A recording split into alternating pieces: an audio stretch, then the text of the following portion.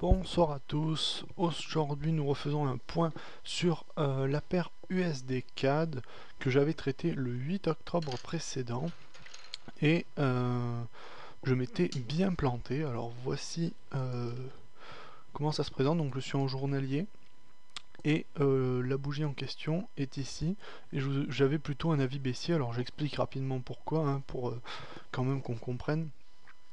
Globalement on avait cassé des niveaux de support déjà au préalable sur ces niveaux là, donc précisément par là, voici, et on a vu une forte avalanche baissière ici en pullback finalement de ces niveaux, et donc moi j'avais supposé que dans la continuation de ce mouvement on avait des chances que ça perdure, et force est de constater que ça n'a pas perduré puisqu'on a eu une reprise haussière jusqu'à aujourd'hui. Finalement on a eu que de la hausse, et désormais on va revoir un petit peu notre avis. Alors dans l'ensemble on va passer en hebdomadaire juste un petit coup pour voir ce que ça...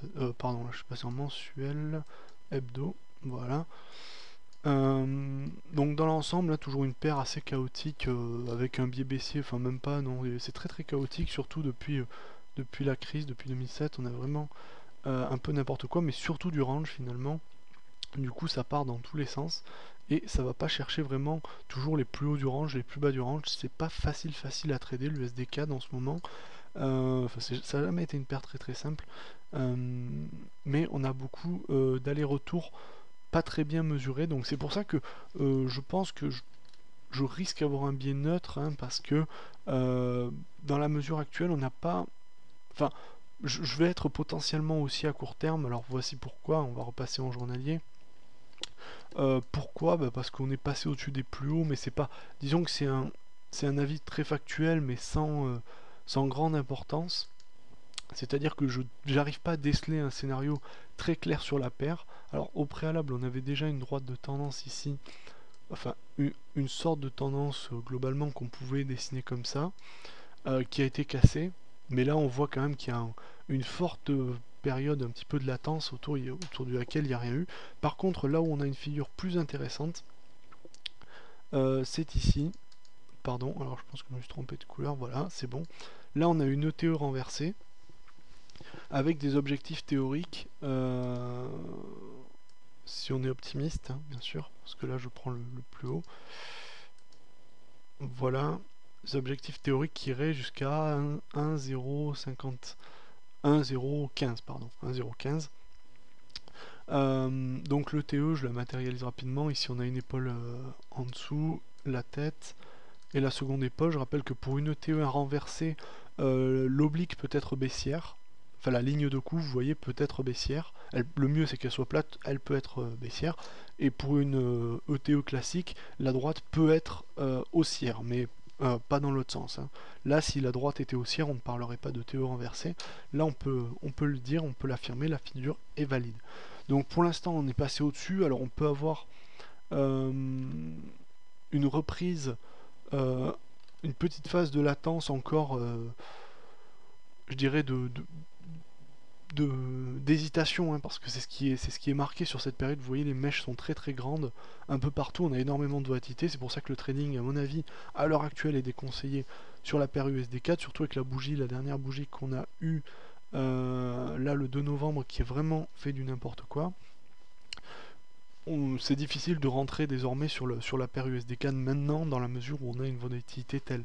Alors, étant donné qu'on a déjà mangé une partie du gâteau, le mieux ça serait d'attendre un éventuel pullback vers la ligne de coup, vers un petit peu avant, c'est-à-dire vers cette zone ici, dernier plus haut.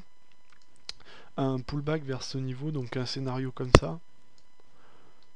Et acheter long, une reprise vers les 1,015. Donc mon avis reste haussier.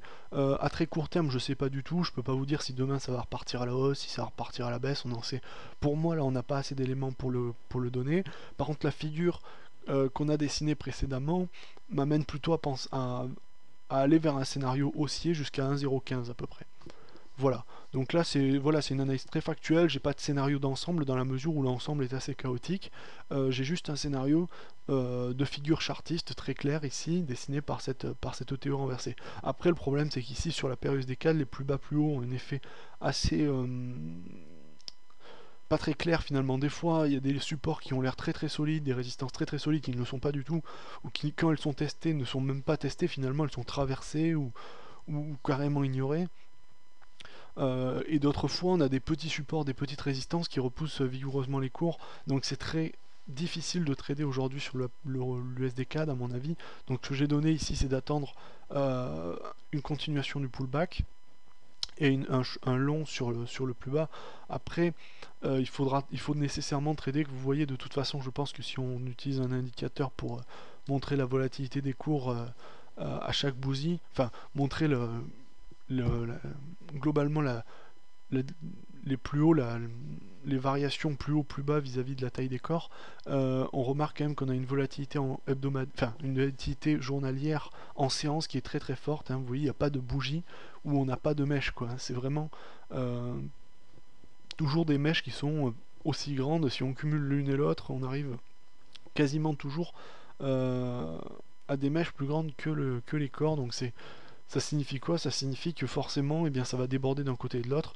Donc, il faut toujours mettre à ce moment-là un stop un peu large. Du coup, il faut se donner des objectifs importants vu qu'on a un stop large. Et c'est pour ça qu'il faut attendre un pullback à ce moment-là. Sinon, le cas non échéant, eh bien, on n'a pas un très bon ratio, on maximise rien du tout. À part, on maximise la taille du stop, mais en gardant une taille de gain relativement faible. Donc, ça n'a pas grand intérêt. Voilà, donc mon avis reste, comme je vous l'ai dit, haussier. Enfin, ne reste pas, devient haussier parce qu'avant il était baissier, mais maintenant il est haussier.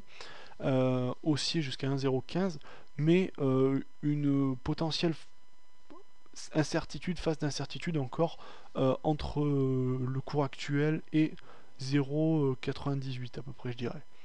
0,80 entre non 0,98,8, ça on va être un peu plus précis. Entre la période actuelle et cette zone, je pense que là, entre 1 et 0,98,8, je pense qu'on peut avoir une phase d'incertitude. Par contre, je garde un biais haussier jusqu'à 1,015. Voilà, j'espère que cette vidéo vous aura plu et je vous dis à la prochaine.